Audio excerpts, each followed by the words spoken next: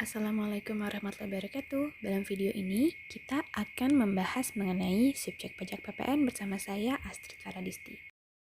Dasar hukum dari pembahasan subjek pajak ini adalah Undang-Undang Nomor 42 Tahun 2009 tentang pajak pertambahan nilai pada Pasal 4 Ayat 1 huruf B dan E, serta Pasal 16C.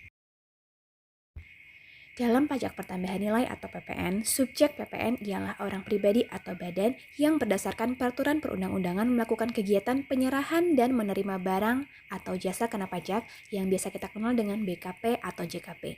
Hal ini dapat diartikan bahwa sebenarnya seluruh orang bisa diartikan sebagai subjek PPN, atau lebih tepatnya semua orang dalam lingkup wilayah Indonesia merupakan subjek PPN. Semua orang bisa dikatakan subjek PPN dikarenakan sifat PPN yang merupakan pajak objektif, di mana munculnya kewajiban pajak di bidang ditentukan oleh adanya objek pajak, yaitu seperti keadaan, peristiwa, atau perbuatan hukum yang dapat dikenakan pajak.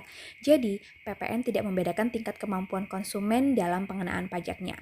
Selain itu, sifat PPN yang merupakan pajak konsumtif dalam negeri juga membuat semua orang dalam lingkup wilayah Indonesia menjadi subjek PPN, karena PPN dikenakan atas barang atau jasa yang dikonsumsi di dalam daerah pabean Indonesia. Jika ditelaah lebih lanjut, subjek PPN dapat dibagi menjadi dua, yakni yang pertama pengusaha kena pajak atau PKP, dan yang kedua adalah non-pengusaha kena pajak atau non-PKP. PPN dipungut oleh pengusaha kena pajak dalam hal yang pertama, pengusaha kena pajak melakukan penyerahan barang kena pajak atau BKP. Yang kedua, pengusaha kena pajak melakukan penyerahan jasa kena pajak atau JKP. Dan yang ketiga, ketika pengusaha kena pajak melakukan ekspor barang kena pajak, ekspor barang kena pajak tidak berwujud, dan ekspor jasa kena pajak.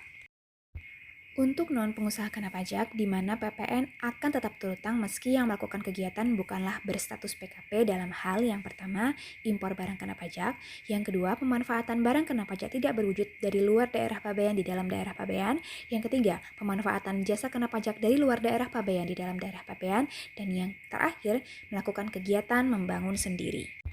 Sementara itu, orang pribadi yang memanfaatkan barang kena pajak atau jasa kena pajak di dalam daerah pabean Indonesia juga merupakan subjek PPN.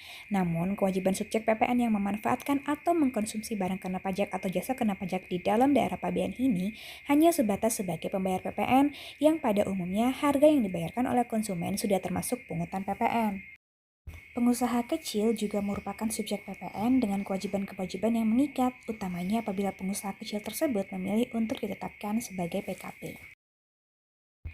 Pengusaha yang melakukan penyerahan barang kena pajak atau jasa kena pajak di dalam daerah pabean dan atau melakukan ekspor barang kena pajak berwujud, ekspor jasa kena pajak dan atau ekspor barang kena pajak tidak berwujud merupakan subjek PPN yang wajib melakukan hal-hal sebagai berikut.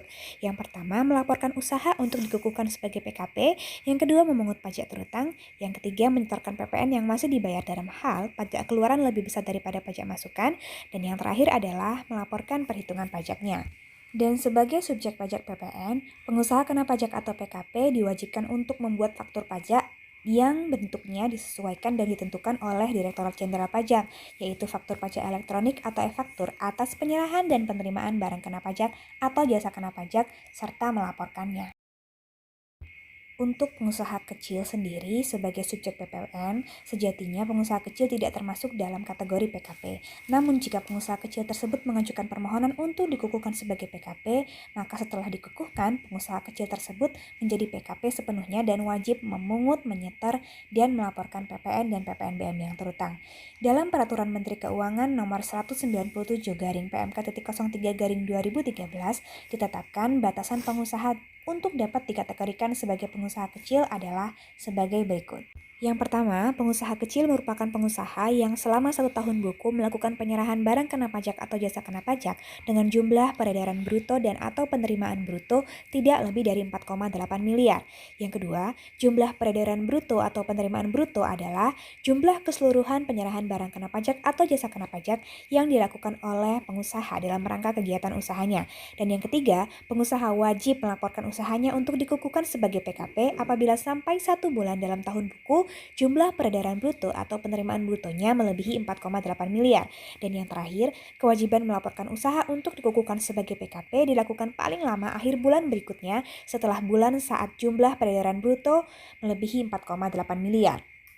Pengusaha kecil yang telah dikukuhkan sebagai PKP secara otomatis menjadi subjek pajak yang terikat peraturan, wajib memungut, menyetor, dan melaporkan PPN atau PPNBM terutang atas penyerahan BKP yang dilakukannya. Nah, teman-teman, kira-kira menurut teman-teman kenapa sih kita perlu tahu untuk subjek pajak PPN ini? Jangan lupa komen di bawah ya untuk jawabannya. Sekian dulu video dari saya. Kurang lebihnya saya mohon maaf. Terima kasih. Assalamualaikum warahmatullahi wabarakatuh. Sampai ketemu di video selanjutnya. Terima kasih.